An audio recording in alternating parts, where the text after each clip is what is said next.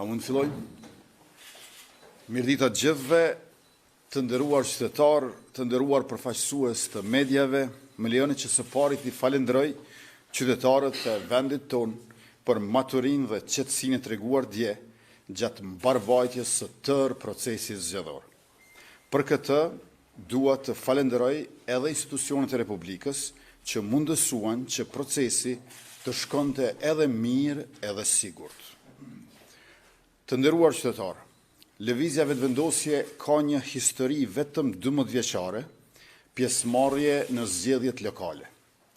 Por këto vite kanë dëshmuar rritje të pandalshme dhe të vazhdueshme. Në vitin 2013, për herë të parë garuam në zgjedhjet lokale dhe fituam kryeqytetin Prishtinën. Në vitin 2017, e rifituam Prishtinën dhe shtuam Prizrenin e Kamenicën. Në vitin 2021, shkuam në balotazh në 12 komuna dhe fituam Gjilanin, Kamenicën, Podujevën dhe Shtimen. Pas dorëheqjeve të kryetarëve në veri në nëntor të vitit 2022, në zgjedhjet e jashtëzakonshme në 4 komunat në veri, fituam gjithashtu edhe Mitrovicën e Veriut dhe Leposaviqin në pranverën e vitit 2023. Në zgjedhjet e mbajtura dje, sipas rezultateve preliminare, vetëvendosja ka fituar pa balotazh në Podujev, Kamenicë dhe Shtime.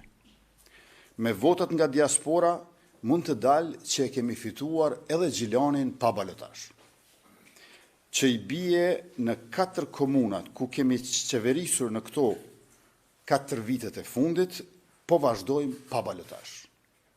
Ndërkaq jemi në balotazh në 12 nga 17 komuna sa kanë shkuar gjithsej në balotazh nëse e përfshim edhe Gjilanin aty. Të vetmet komuna ku lëvizja vetëvendosje nuk është në balotazh janë Klokoti, Sharri, Juniku, Klina dhe Theranda. Natyrisht, këto janë rezultate preliminare dhe pritet ende, dhe pritet ende numrimi i votave të diasporës dhe i votave me kusht.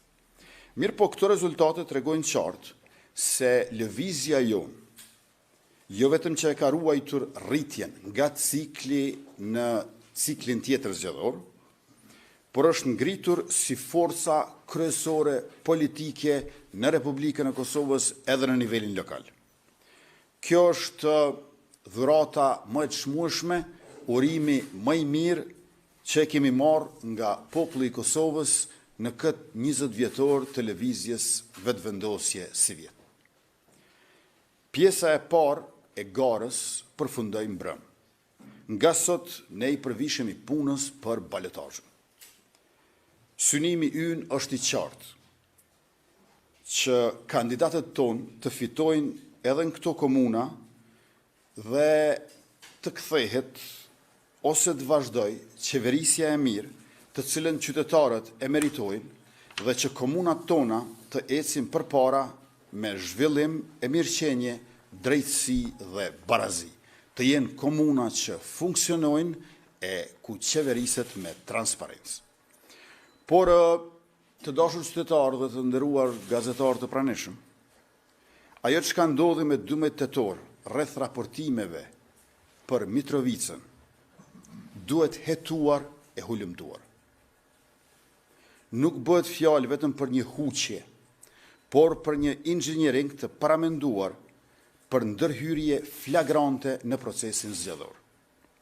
Exit pollet e prezantuara gabimisht me 16 pikë të përqindjes, dallim e më tepër se aq nga më shumë se një organizat dhe për të njëjtën komunë dhe postimi i lajmeve të rreme se kush ishte fituesi ende pa u mbyllur vendvotimet, nuk janë thjesht një huqje.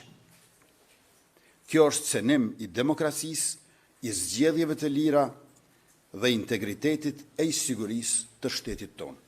I ftoj organet e drejtësisë dhe të sigurisë që të merren me këtë çështje. Të nderuar qytetarë, me 9 nëntor besojmë fuqishëm se do të fitojmë me Hajrullah Qekun në kryeqytet në Prishtinë, me Fatun Pecin në Mitrovic, me Artan Abrashin në Prizren, me Alban Hysenin në Gjilan, me Ardian Golën në Gjakov, me Taulant Kelmendin në Pej, me Jethon Rakën në Kaçanik, me Suleman Mehollin në Vushtre, me Valon Prebrezën në Fushkosov, me Halil Thaqin në Kastriot, me Ali Dulën në Rahovec dhe me Arsim Ademin në Viti. Lëvizja vetëvendosje i fitoi 3 komuna pa balotazh. E ndoshta shtohet edhe Gjilani e bëhen 4. Partia Demokratike e Kosovës i fitoi 3 komuna pa balotazh.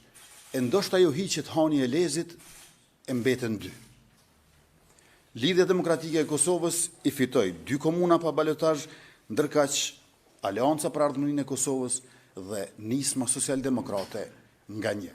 Edhe një herë, faleminderit shumë për mbështetjen, u jemi për jetë mirënjohës e thellësisht falendërues dhe vazhdojmë përpara. Gëzuar gjithë.